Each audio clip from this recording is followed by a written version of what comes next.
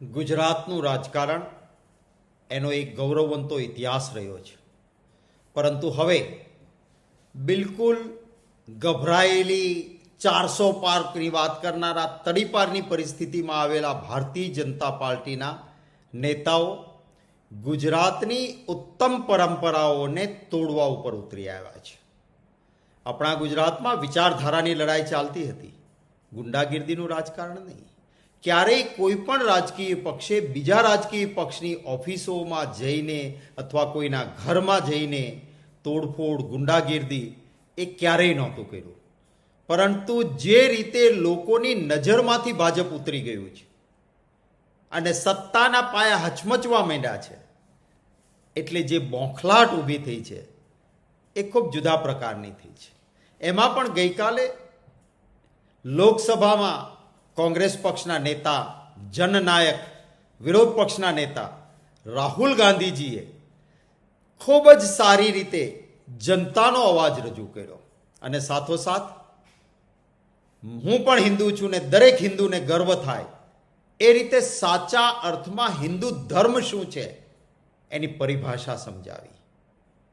શિવજીના ફોટાને દિલથી સાથે રાખીને ભગવાન શિવ એમણે જે સાચો સંદેશ આપેલો છે, ભગવાન બુદ્ધ, ભગવાન મહાવીર, જુદા જુદા ધર્મના વડાઓની વાતને વણીને ખૂબ સરસ રીતે હિન્દુત્વની વ્યાખ્યા કરી.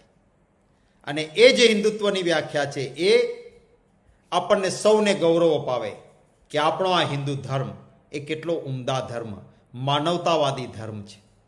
આ બધું જોયા પછી ભાજપવાળાના પેટમાં તેલ રેડાયું કે જો સાચી હિન્દુ ધર્મની વ્યાખ્યા દેશના લોકો સુધી પહોંચી જાય, રાહુલ ગાંધીજી લોકોના દિલ સુધી પહોંચી ગયા છે, તો આપણે જે હિન્દુ ધર્મના નામે લોકોને ગુમરાહ કરીએ છીએ એ આપણી તો દુકાન જ બંધ થઈ જશે.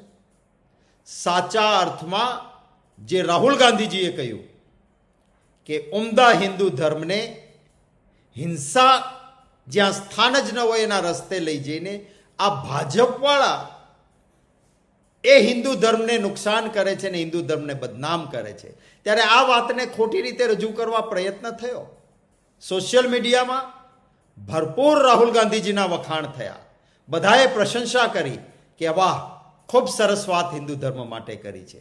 એને ગુમરાહ કરવા માટેના પ્રયત્નો ભાજપે કર્યા, જેમાં સફળતા તો નથી મળી.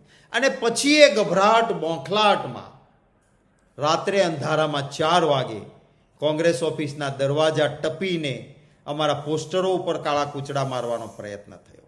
એ પછી એક સોશિયલ મીડિયામાં વાયરલ થયો સંદેશો કે સાંજે 4 વાગે ભાજપવાળા કોંગ્રેસના દફતર ઉપર જઈને દેખાવો કરશે. તરત જ પોલીસને જાણ કરી હતી કે કાયદો અને વ્યવસ્થા જાળવવી એ તમારી જવાબદારી છે. પણ મારે અભિનંદન આપવા છે. રાહુલ ગાંધીજી કહે છે ને, કોંગ્રેસના કાર્યકર્તાઓ બબ્બર શેર છે. જેવી ખબર પડી કે આ ભાજપવાળા કોંગ્રેસના કાર્યાલય સુધી આવવાની હિંમત કરશે, તો અમારા બબ્બર શેર કાર્યકર્તાઓ ખૂબ મોટી સંખ્યામાં વગર બોલાવે સામેથી કોંગ્રેસ ઓફિસ આવીને અડીખમ ઊભા રહ્યા. કોંગ્રેસ પક્ષના નેતાઓ શહેરના અને પ્રદેશના દોડી દોડીને દફતર ઉપર હાજર થઈ ગયા અને ભાજપવાળાને પોલીસે પકડી ઉઠાવી જેલમાં નાખીને કેસ કરવો જોઈએ, એના બદલે એને રક્ષણ આપીને કોંગ્રેસના દફતર સુધી લાવવાનો પ્રયત્ન થતો હતો. ત્યારે દિવાલ બનીને અમારા બબ્બર શેર કોંગ્રેસના કાર્યકર્તાઓ અને નેતાઓ ઊભા રહ્યા. એમને સલામ કરું છું, એમને અભિનંદન આપું છું. આ જ આપણી તાકાત છે. અને ખાસ કરીને આ કોંગ્રેસના કાર્યકર્તાઓની તાકાતના કારણે ભાજપની જે મેલી મુરાદ કોંગ્રેસ ઓફિસમાં તોડફોડ કરવાની હતી એ બર ના આવી. પણ મને દુઃખ થાય છે એ વાતનું. પોલીસ અધિકારી કે પોલીસ કર્મચારી એ પ્રજાના સેવક છે. સરકારો આવે ને જાય, બદલાતી રહે. એમણે કોઈ પોલિટિકલ પાર્ટીના પિઠ્ઠું ના બની શકાય. મને દુઃખ છે એ વાતનું. એડવાન્સ કહ્યું હતું પોલીસ અધિકારીઓને, કંટ્રોલમાં લેખિત ફરિયાદ આપીને કે આ ન બને એની કાળજી રાખજો. કોઈ કાળજી નહીં લેવાય, ઉલટાનું એમને રક્ષણ અપાયું.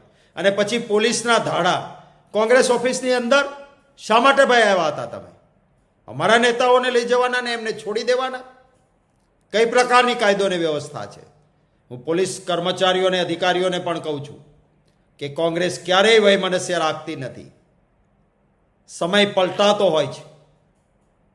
તમારે તમારી ફરજ નિષ્ઠા અને પ્રમાણિકતાથી બજાવવાની છે. મહેરબાની કરીને એવું કૃત્ય ન કરશો, કારણ કે આ ભાજપવાળા પછી તમારી પડખે નહીં ઊભા રહે. ભૂતકાળ જોઈ લેજો, કેટલાક સારા અધિકારીઓની કારકિર્દી ધૂળમાં મળી ગઈ ભાજપના વિશ્વાસે, જેણે ખોટું કરવાનો પ્રયત્ન કર્યો હતો. પોલીસ અધિકારીઓ અને કર્મચારીઓને પણ વિનંતી છે, આ ન કરો. ફરી વખત મારા કોંગ્રેસ પરિવારના નેતાઓ અને કાર્યકર્તાઓ બબ્બર શેર જેમ ઊભા રહ્યા, એમને ફરી અભિનંદન આપું છું. લડીશું આવતા દિવસોમાં, જનતાના પ્રશ્નો માટે લડીશું, ગુજરાતના ગૌરવ માટે લડીશું, જન સમસ્યા માટે લડીશું, અને જનતાના આશીર્વાદ જરૂર છે, સાથે રહેશે. જન સેવાની આ સાધના છે, એમાં મારા વહાલા ગુજરાતીઓના પણ આશીર્વાદ અને સમર્થનની હૃદયપૂર્વકની અપેક્ષા રાખું છું.